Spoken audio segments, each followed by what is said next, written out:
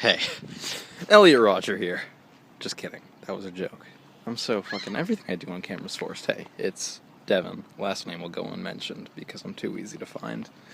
I hope you can hear me. I'm going to try and speak up a bit because that whole thing might have been very quiet, and if it was, it would kind of defeat the point of the video for you to not hear me talking when I'm kind of the only thing in the video.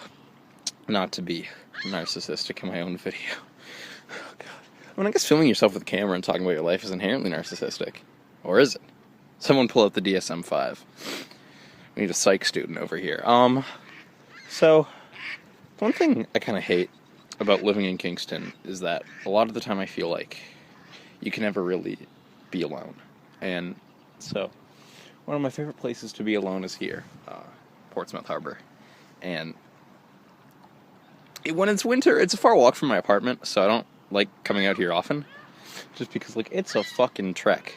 And it's cold, and you freeze to death. And so, fuck, man. So last night, break up with my girlfriend 2 minutes before I have to go to work. So I don't have time to drop the shift and cry at home. So, don't have a lot of time to process my emotions, but that's fine. And so today, I wanted today to be like a big emotion processing day. Instead, I forget that when I just kind of hole myself up inside my apartment. I oftentimes just kind of go a bit stir-crazy. I thought, put on some comfort music, some of my favorite music. I'll put on Kingdom Hearts, and I'll play that all day. I guess video games don't really hold my attention the same way they used to, which sucks, because a lot of the time my brain thinks, oh, you should reward yourself for doing work by playing a video game. But instead, I just kind of sit there kind of bored, kind of staring at the TV, feeling myself going numb. And I just went for a walk, listened to Currents by Tame Impala, and I'm feeling a lot better than I did inside my apartment. Maybe, I don't know, man. Maybe this is my true calling. Okay, so this is 2 minutes is kind of nothing. So, the point is that breaking up with my girlfriend kind of brought me to ponder a few things about who I am in my life. And you've read the title, so you know what this is about. This is about... Okay, I'm going to say it out loud for the first time in so many years. I have a fat fetish. But not just a fat fetish. A feederism fetish. And I tried explaining this to a friend of mine over the summer. And she just said, oh, Devon, I think that's just more of a preference. That's a preference. That's not a fetish. And boy, is that just incorrect. It's just that, like... Alright, I don't even know where to start in talking about this. This is going to be so unorganized and broken. But I guess the way to start it off is just that, like, I don't want to date fat girls. And that's not because I'm afraid of, like, the social backlash I'd get from my friends. I probably would have gotten that backlash from my Toronto friends, but certainly not the friends I've made while I'm in school. I don't think it would really matter who I dated to them. It's more a matter of personal preference to me, to my human empathy, to not betray my empathetic nature as a human fucking being, right? So, kind of the dark side of this fetish is that it kind of encourages the girls who, for example, make porn, or let's say take part in this fetish to please, like, their partner. It kind of encourages them to become so, like, grossly obese, to where they can barely move, to where they're having health problems, to where they're gonna die early because they've committed themselves to this sexual fetish. And so, I know that if I were to continue down this road of trying to pursue this fetish, it would eventually mean that whoever I choose to be my partner will die early or suffer a myriad of health problems.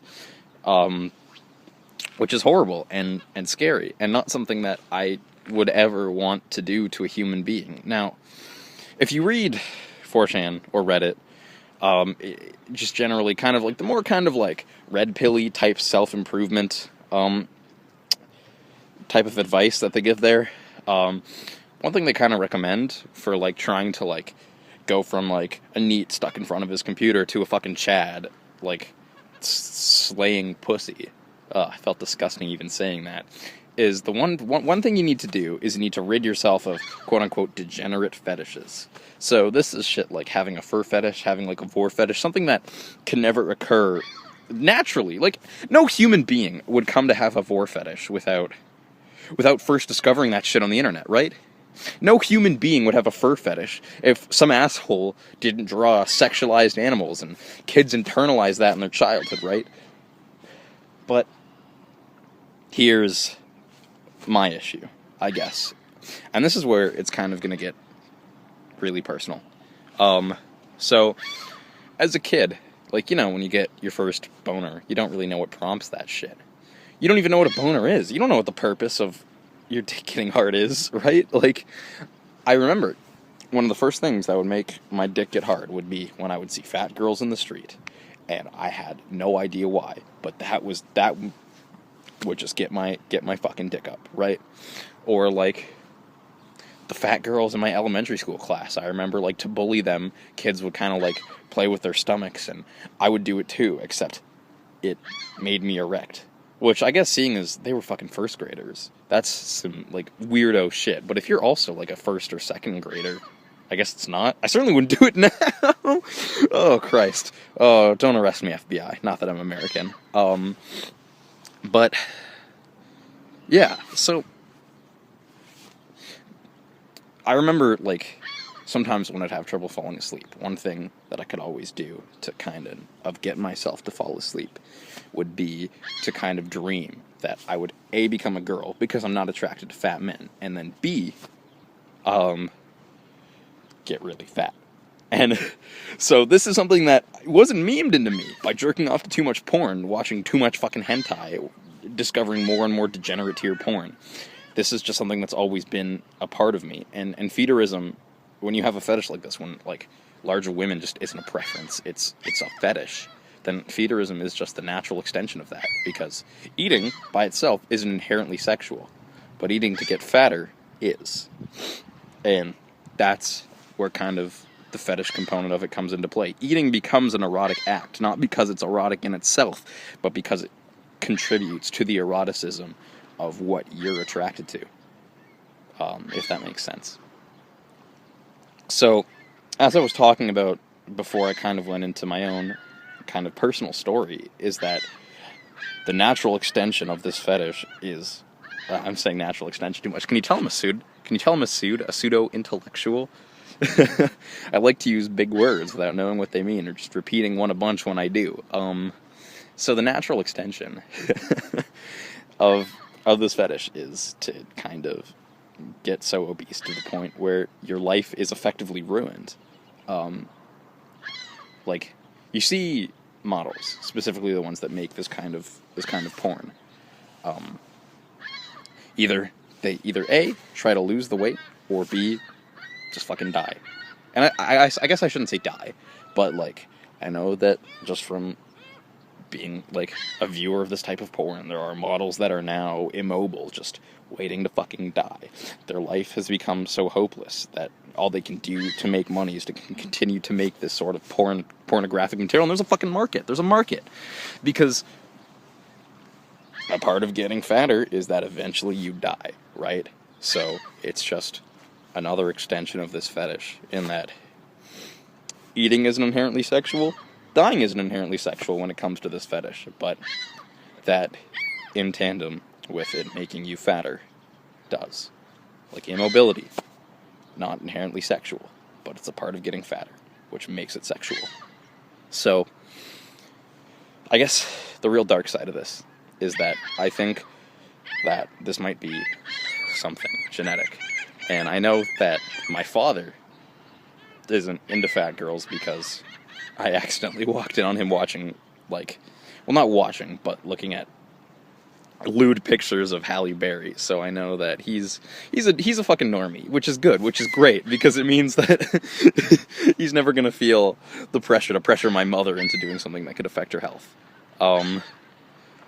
But what I know is genetic is that I think my grandfather might have had this fetish, because my grandmother, for my whole life, was very obese, and I remember asking her once when I was a bit older, like what happened? Like, why were you so fat? Kind of a mean thing to ask, but it's like, when you're fucking 6, like, you don't know. You don't know what's rude and what's not, what isn't a good thing to ask. And I remember she said that, oh, like your grandfather just always had unhealthy food around, would always buy me unhealthy food. And then I never kind of put it together until I was a bit older. And I was thinking about where fetishes come from, where this fetish that has dominated my life comes from. And then I realized that, oh shit, this is something genetic. This is something a part of me that is going to be a part of me for as long as I live. So this isn't something that, you can get rid of, like a vor fetish or a fur fetish. Like, people have said, like, yeah, I stopped jerking off to porn, and I didn't have these weird fetishes anymore. What I have is a lot more, well, not a lot more, it is permanently a part of what I will always be sexually attracted to. The girlfriend who I mentioned I broke up with wasn't fat.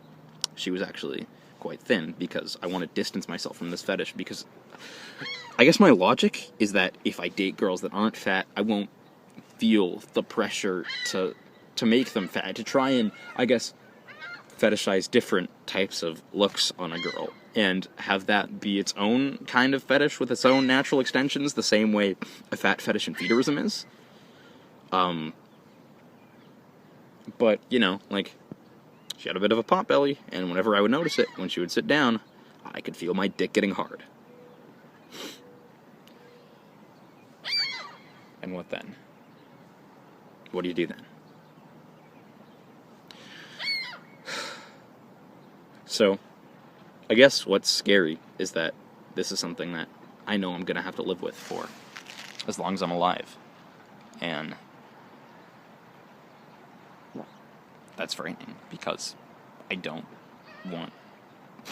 I'm going to cry a little bit, but I don't want my life to feel incomplete because I can't pursue the one thing that my genetics, that my body, that my brain, that my dick is constantly telling me to pursue, that I'll always be in longing of this one thing. But I know that I trust myself as a human being, and I know that I wouldn't do that to someone, right? And I just fear that it means that my life is always going to be incomplete. And that's scary. I don't know. This was a lot of rambling. I think there's someone behind me, so I'm going to call it. Thanks for listening.